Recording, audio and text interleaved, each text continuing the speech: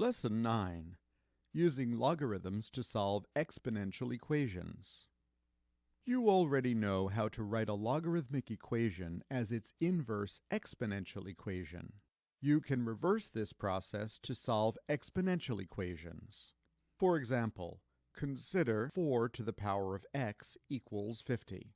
Notice that because the value of 50 is not a power of 4, the variable x in this case cannot be evaluated as an integer or a fraction. To evaluate it, find the inverse of this exponential equation as a logarithmic equation. To do this, begin as usual with the base, log 4. Now, cross the equals sign and pick up the value you find there, in this case 50. To complete the equation, set this value equal to x. Notice that in rewriting this equation in logarithmic form, you have isolated x, solving the problem as a logarithmic expression.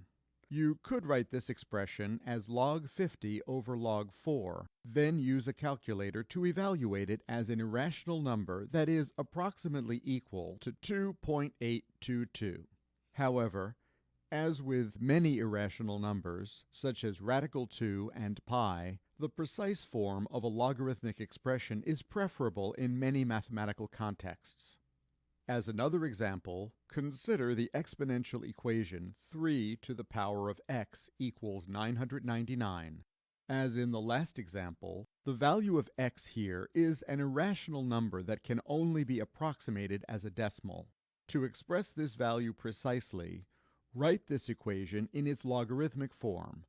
Beginning with a base of log 3, cross the equals sign to get the next number in the equation, 999, then set this value equal to x. For many math problems, this form may be acceptable, or to evaluate it as a decimal, rewrite it as log 999 over log 3, which is approximately equal to 6.287.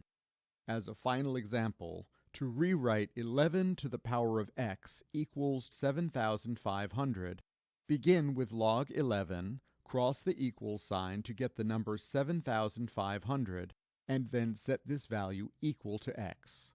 If needed, change this result to log 7,500 over log 11, which gives you an irrational value that is approximately 3.721.